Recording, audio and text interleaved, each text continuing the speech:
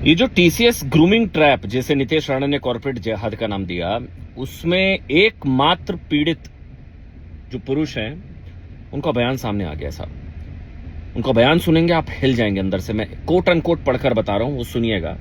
वो कह रहे मैंने 2022 में कंपनी ज्वाइन की थी। उस समय तौसीफ अत्तार, दानिश शेख और बाकी लोग मेरी टीम का हिस्सा थे।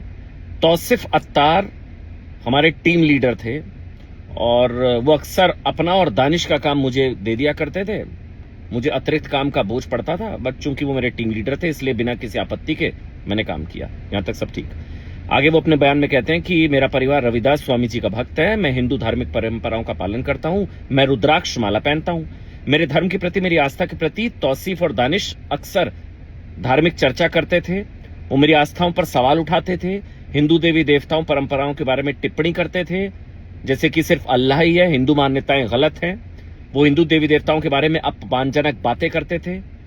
ऑफिस में तौसीफ और दानिश मुझे मनमाने तरीके से काम देते थे।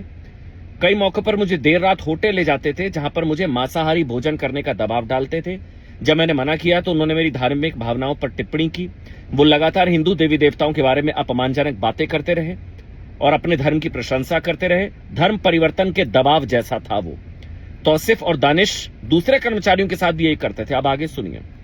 2023 में रमजान ईद के अवसर पर तौसीफ मुझे अपने घर ले गया।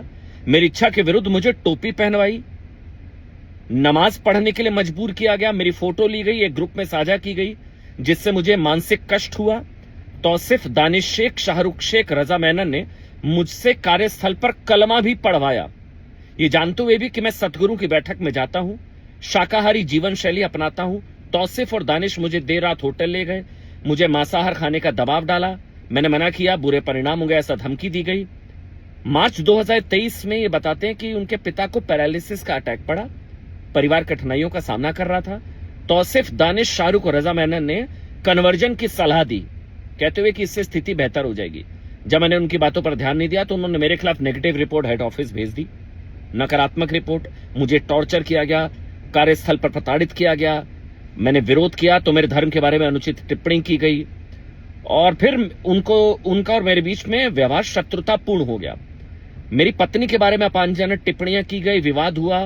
तौसीफ ने मुझ पर पंखा फेंका, मुझे धमकाया, मैंने एचआर से भी शिकायत की, दूसरी महिलाओं के बारे में भी टिप्पणियां की और उन्होंने कहा ये मेरा कार्यकाल 2022 से 23 मार्च 2026 तक का